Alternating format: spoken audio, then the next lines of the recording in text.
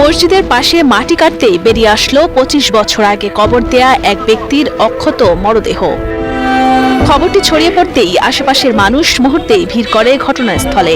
শুরু হয় নানান জল্পনা কল্পনা। এলাকার অনেকেই বলেন এটি আল্লাহর কুদরত, আবার অনেকেই বিশ্বাস করছেন পরহেজগার বান্দার প্রতি জান্নাতের ইঙ্গিত হিসেবে। নতুন কাপড় মনে ২-৩-৪ দিন আগের পোতানো লাশ এরকম। লাশটার কাপড় যেটা ছিল একদম ফ্রেশ, কোনো ময়লা টালা ছিল না, কোনো স্পট নেই। লাশটা মনে হয় ২-৩ দিন আগের লাশ আর কি। কাপড়ে কোনো স্পট নাই, একদম কাপড় ফ্রেশ। বিস্ময়কর এই ঘটনাটি ঘটে ২২ এপ্রিল বিকেলে রংপুরের কাউনিয়া উপজেলার শিবকুঠিরপাড় এলাকার মসজিদের সেফটি ট্যাঙ্ক খননের সময়। প্রত্যক্ষদর্শীরা জানান কাফনের কাপড়ে মোড়ানো অবস্থায় পাওয়া যায় মরদেহটি। ২৫ বছর আগে বার্ধক্যজনিত কারণে মারা যাওয়া এই মসজিদের মুয়াজ্জিন হোসেন আলী মুন্সির। স্থানীয়রা জানান জীবিত অবস্থায় পরহেজগার মানুষ ছিলেন হোসেন আলী মুন্সি। মৃত্যুর পর তার ইচ্ছা পূরণ করতেই মসজিদের পাশেই তাকে দাফন করা হয়। দাফনের দীর্ঘ ২৫ বছর পর মরদেহটি ছিল অনেকটা মমির মতো শুকানো, তবে কাফনের কাপড় ছিল একেবারে পরিষ্কার ও পুরোপুরি অক্ষত। খুবই ভালো ছিল লোকটা, অনেক ভালো ছিল। আমরা ছোটবেলায় এই জায়গায় স্কুল পড়ছি, আমাদের কিন্তু ডাকছে, আমরা ডাক শুনছি। আমি দেখতে আসলাম যে আমার দাদু ২৫ বছর আগে মারা গেছে। আমি দেখিনি, ছোটবেলায় দেখছিলাম। এখন আমার দাদুকে দেখলাম যে যেইভাবে মাটি দিছে ওইভাবেই আছে এখনো আমার দাদু। আমি দেখতে পারিনি, আজকে আমি দেখতে আসলাম, শুনলাম আসিয়ে। খুব খারাপ লাগতে আছে যে আমার দাদুক দেখতে পারলাম না আসিও। ২৫ বছর আগে মারা যাওয়া হোসেন আলী মুন্সির অক্ষত মরদেহ দেখতে ছুটে আসেন তার পরিবার ও স্বজনরা। পরবর্তীতে মরদেহটি তুলে পার্শ্ববর্তী কবরস্থানে দাফন করা হয়। আমার বাবা হয় ২৫ বছর আগে সে বৃদ্ধ ছিল। এখন এই তো এখানে মাটি কাটতে একটু কাপড় দাঁড়াইছে, ওইটা খুঁড়তে খুঁড়তে ওইটা গোটাল ইয়াটা বের করিয়া ওই মসজিদের ওইখানে গোস্থান আছে, ওইখানে মাটি দিয়েছে। কাপড়টা ভালোই দেখলাম। ২৫ বছর পর আমার শ্বশুরকে দেখলাম, তার স্মৃতি একটা কাপড়ও কোনো স্পট নেই কাপড়ের মধ্যে দেখলাম আমার শ্বশুর ২৫ বছর পর। আর আমার শ্বশুরের এটা যে আছে, এটা আল্লাহ তাআলা আমাকে দেখাইবে।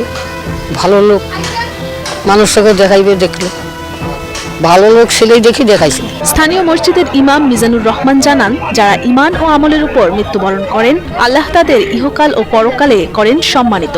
ঘটনাটি তারই ইঙ্গিত বলে ধারণা তার। অবশ্যই ইমানদার ব্যক্তি ছিল এবং দুনিয়াতে ভালো কাজ করছে, যার কারণে তার এই অবস্থা, বা তার কাপড় বা তার যে লাশটা বা ছিল সেটা সুরক্ষিত আছে।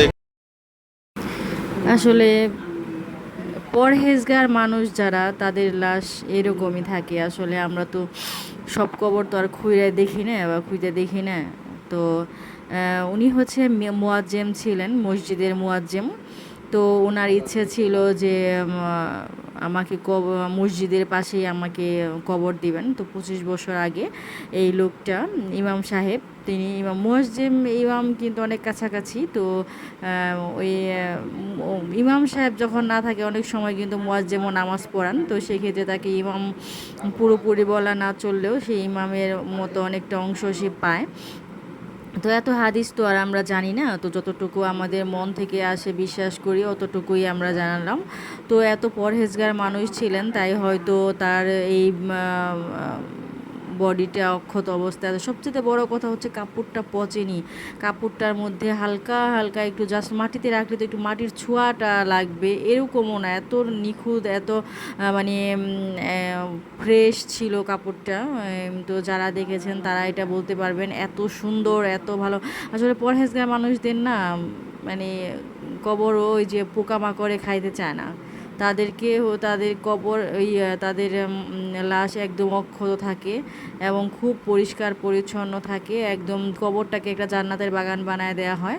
যদিও এখনও তো জান্নাত জাহান্নাম তার হবে না, হাসরের পরে জান্নাত জাহান্নাম হবে, জান্নাতে যাবে। কিন্তু যে জান্নাতি তার কবরে একটা জান্নাতের নহর বইয়ে দেওয়া হয়, এরকম আমরা শুনেছি যে জান্নাতি হবে তার কবর একদম জান্নাতের মতোই বানায় দেওয়া হবে। ওরকমই একটা হাওয়া থাকবে, সে ঘুমিয়ে থাকবে, সে জান্নাতের স্বাদ পাবে, ঘুমিয়ে ঘুমিয়ে স্বাদ পাবে, এরকম থাকবে। যখন তাকে কিয়ামত হবে তখন তাকে ডাকা হবে, সকলকে ডাকা হবে। তো তখন হচ্ছে যখন হাসরের মাঠে বিচার হবে, বিচারের পর হচ্ছে জান্নাত জাহান্নাম হবে।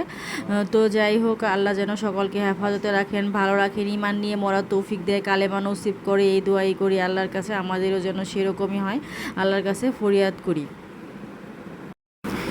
আসলে পরহেজগার মানুষ যারা, তাদের লাশ এরকমই থাকে। আসলে আমরা তো সব কবর তো আর খুঁড়ে দেখি না বা খুঁজে দেখি না।